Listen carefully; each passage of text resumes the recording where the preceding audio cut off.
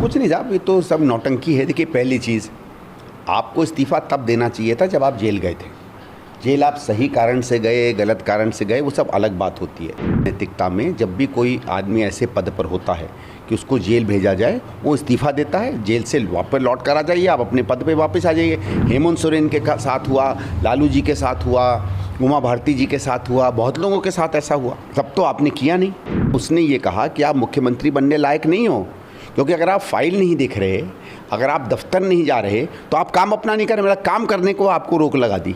तो ये supreme court ने कहा कि हमारे पे आपके खिलाफ हम नो कॉन्फिडेंस का मोशन पास कर रहे हैं। कोर्ट ने कह दिया you should bloody well resign. Sorry, मैं ये शब्द इस्तेमाल कर रहा हूँ, ये जान के इस्तेमाल कर रहा हूँ, क्योंकि ये शब्द का एक प्रभाव, ये कहा कोर्ट ने। ये कोई सेवा करने के लिए मुख्यमंत्री नहीं बना था, ये मेवा के लिए बना था। आप फाइल बिना साइन किए जनता में रह के भी सेवा कर सकते हैं। फाइलें तब चाहिए जब मेवा चाहिए। राजनीतिक निर्णय इस हिसाब से लिया जाता है कि बाकी बड़े नेता कौन हैं पार्टी में, किसका लोगों में प्रभाव है, वोट पर क्या असर हो सकता है, जनता समुदाय में क्या असर हो सकता है, सरकार वो कैसे चलाएगी। आम आदमी पार्टी में केजरीवाल है और बाकी, माफ़ करिएगा, किसी को बुरा लगे ना लगे, बाकी सब घर के नौकर हैं। दिल्ली में अब एक नई बात राजनीति ने करवट ली। मुख्यमंत्री अरविंद केजरीवाल ने ऐलान कर दिया कि इस्तीफा दूंगा और जनता तब तक पद पर नहीं आऊँगा जब तक जनता मुझे नहीं चुनकर दोबारा भेज देगी। इसको, इस मूव को कैसे देखते हैं आप? कुछ नहीं साहब, ये तो सब नौटंकी है। देखिए, पहली चीज़, आपको इस्तीफ़ा तब देना चाहिए था जब आप जेल गए थे। जेल आप सही कारण से गए, गलत कारण से गए, वो सब अलग बात होती है। बात हाँ ये है कि हमारे यहाँ नैतिकता में जब भी कोई आदमी ऐसे पद पर होता है कि उसको जेल भेजा जाए, वो इस्तीफ़ा देता है, जेल से वापस लौट कर आ जाइए, आप अपने पद पे वापस आ जाइए। हेमंत सोरेन के साथ हुआ, लालू जी के साथ हुआ, उमा भारती जी के साथ हुआ, बहुत लोगों के साथ ऐसा हुआ। तब तो आपने किया नहीं। और अब आप कह रहे हैं कि मैं अब, क्योंकि सुप्रीम कोर्ट का अगर आप देखिए जजमेंट, सुप्रीम कोर्ट के जजमेंट ने क्या कहा। सुप्रीम कोर्ट मुख्यमंत्री को अपने पद से तो नहीं हटा सकता। तो सुप्रीम कोर्ट ने दो चीज़ें कही। एक तो बेल दी, और बेल का हम स्वागत करते हैं, क्योंकि हम ये मानते हैं कि अगर आदमी दोषी करार नहीं है कोर्ट में, तो उसको बेल एक अधिकार के रूप में मिलनी चाहिए। अब वो मिली, इनको ठीक मिली। लेकिन कोर्ट ने क्या कहा, कोर्ट क्योंकि मुख्यमंत्री पद से आपको नहीं हटा सकता है, उसने कहा कि पद पे तो आप बने रहो, लेकिन आप दफ्तर नहीं जाओगे, आप फाइल नहीं साइन करोगे, आप अधिकारियों से बात नहीं करोगे, आप उन लोगों को डराओ धमकाओगे नहीं जो आपके यहाँ विटनेस हैं। इसका मतलब है उसने ये कहा कि आप मुख्यमंत्री बनने लायक नहीं हो, क्योंकि अगर आप फाइल नहीं देख रहे, अगर आप दफ्तर नहीं जा रहे, तो आप काम अपना नहीं कर रहे। मतलब काम करने को आपको रोक लगा दी। तो ये सुप्रीम कोर्ट ने कहा कि हमारे पे आपके खिलाफ हम नो कॉन्फिडेंस का मोशन पास कर रहे हैं। बेल आपको मिलेगी, क्योंकि बेल एक व्यक्ति के रूप में आपका अधिकार है। बेल का ये मतलब नहीं है कि आप दोष हैं या निर्दोष हैं, क्योंकि बलात्कारियों को भी बेल मिलती है, हत्या के आरोप में जो आरोपित होते हैं उन्हें भी मिलती है, बाद में आरोपित भी घोषित हो जाते हैं। तो ये मतलब नहीं है कि बेल का कि कोई आप निरपराध हैं।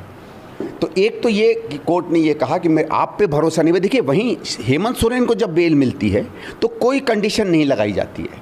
इसका मतलब है कोर्ट को ये विश्वास था कि हेमंत सोरेन जी के खिलाफ जो केस है उसमें मूलतः कुछ नहीं है। इनके खिलाफ क्या कहा, आप फाइल नहीं छुएंगे, आप अधिकारियों से बात नहीं करेंगे, आप दफ्तर नहीं जाएंगे। मतलब है आप मुख्यमंत्री पद के लायक नहीं हो या मुख्यमंत्री का कोई भी काम नहीं करोगे। एक तरीके से कोर्ट ने कह दिया you should bloody well resign. Sorry, मैं ये शब्द इस्तेमाल कर रहा हूँ, ये जान के इस्तेमाल कर रहा हूँ, क्योंकि ये शब्द का एक प्रभाव, ये कहा कोर्ट ने। उसके बावजूद थोड़ी सी शर्म तो इस इंसान में रही होगी कि इसने कहा अब हमारे कोई मतलब नहीं। क्योंकि देखिए, ये कोई सेवा करने के लिए मुख्यमंत्री नहीं बना था, ये मेवा के लिए बना था। आप फाइल बिना साइन किए जनता में रह के भी सेवा कर सकते हैं। फाइलें तब चाहिए जब मेवा चाहिए। इसलिए मुझे मालूम था कि ये इस्तीफ़ा देंगे, और इस समय कुछ पॉलिटिकली इनको सूट भी करता है। राजनीति पे क्या असर देखते हैं, दिल्ली की राजनीति पे? हालिया हरियाणा के अंदर आम आदमी पार्टी भी चुनाव लड़ रही है, प्रचार करने जाहिर तौर पे जो है अरविंद केजरीवाल जाएंगे, किस तरीके से देखते हैं? नहीं, हरियाणा में तो ये जाएंगे ही भाई। वो तो एक होता ना, किसी भी एग्रीमेंट में कुछ प्रत्यक्ष होता है, कुछ अप्रत्यक्ष होता है। तो ये तो जो बिना लिखी हुई बेल की एग्रीमेंट है वो यही है कि आप पंजाब में, हरियाणा में जाके कोशिश करेंगे कांग्रेस को हराने की। केजरीवाल के साथ जब भी कुछ हुआ है तो एक होता है जो वो पब्लिकली कहता है, और एक पर्दे के पीछे बीजेपी या उनके नेताओं से वो क्या बातचीत करता है। मैं आपको बता दूं, आप माने या ना माने, अभी से कुछ समय पहले जब सिसोदिया को बेल मिली थी, तो एक मेरे अच्छे मित्र हैं भारतीय जनता पार्टी में, मैंने जब उनको फ़ोन करके कहा तो उन्होंने कहा भैया हरियाणा के चुनाव आ रहे हैं, समझा करो। तो मैंने कहा केजरीवाल कहने का भाई वो भी हरियाणा में उनकी ज़रूरत तो है, तो इस शब्द का क्या मतलब है, मैं नाम नहीं देना चाहूँगा। और ये तो किसी भी आप राजनीतिक व्यक्ति से जान लो, वो सब जानते हैं कि इस समय आम आदमी पार्टी बीजेपी की हरियाणा में ज़रूरत है, क्योंकि भारतीय जनता पार्टी को ये लगता है कि बहुत ज़्यादा वोटों का अंतर नहीं, उनको ये लगता है वो अंतर आम आदमी पार्टी पूरी कर लेगी। लेकिन ये बेचारे ये चीज़ नहीं जानते हैं कि जिन सीटों पे हम जीत रहे हैं, और मेरे हिसाब से 65-70 पे तो इस समय हम बहुत आगे चल रहे हैं, इतना बड़ा अंतर है कि 10 केजरीवाल भी उतर जाएं फील्ड में तो फ़र्क नहीं पड़ेगा।